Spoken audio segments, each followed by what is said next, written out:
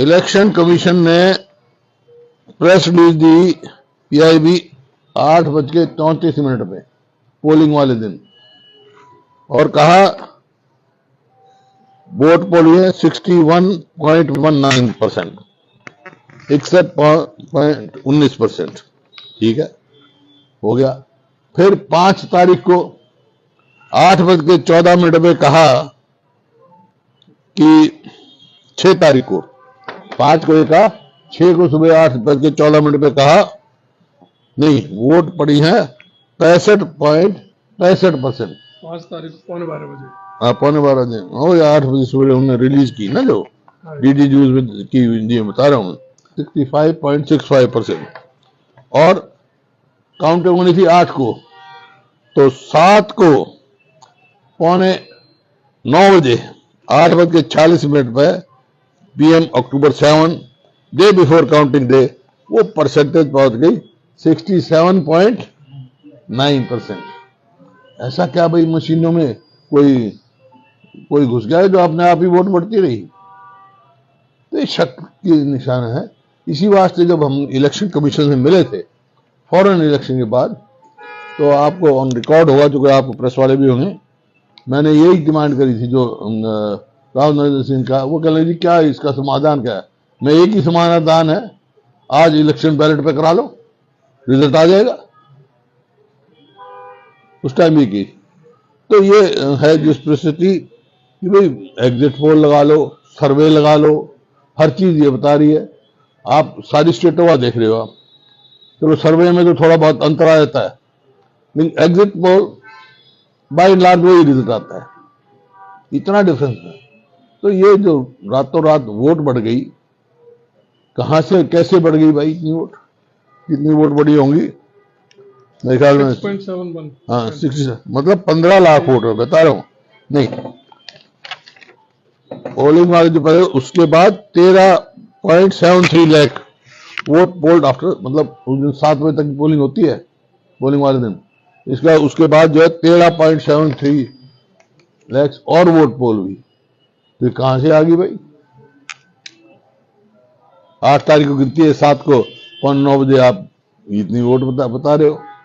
इसी प्रकार से जो इनको चाहिए था उस टाइम कि असेंबली वाइज बताएं कितनी वोट आई हैं, वो नहीं बताई गई, परसेंटेज बताते रहे। अगर आप सारे एनालिसिस का करोगे असेंबली वाइज तो आपको पता लग जाएगा कहां कैसा है। एवरेज 15,175 एक असेंबली में बढ़ा। एवरेज जो है 15,000 वोट एक असेंबली बढ़ी है, जो मैंने बताया। एवरेज वोट तो कुल बराबर की हमारी हैं, 39.3 पॉइंट हमने कितनी है उनकी 9 है, मतलब 0.5 या 6 का परसेंट का ही अंतर है वोटों का। तो सीट तो उनकी 45 और हमारी 37।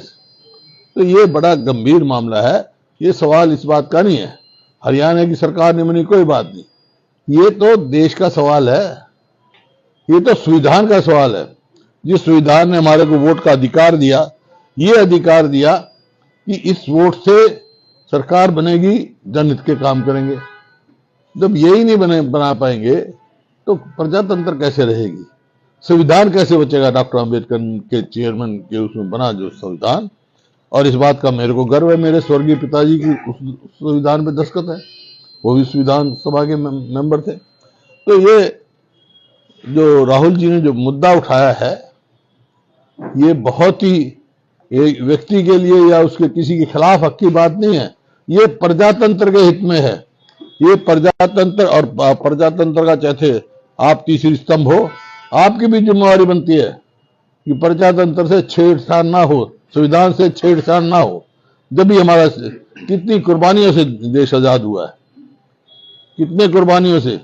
आज पता है स्वतंत्रता सेनानी, मैं भी स्वतंत्रता सेनानी परिवार से हूं, राहुल जी भी हैं, और त्याग किया है प्रदेश के लिए, ये सबको पता है। बहुत सारे नाम तो पता है, बहुत सारे लाखों ऐसे आदमी भी हैं जिनका नाम और गांव नहीं पता, उन्होंने देश के लिए अपनी कुर्बानियां की हैं। तो छोटी कुर्बानियों से नहीं देश आजाद हुआ, छोटी कुर्बानियों से नहीं संविधान बना। तो इस संविधान को रखने के लिए जो भी पार्टी कार्यक्रम बनाएगी, हम पार्टी का पूरी उससे साथ देंगे।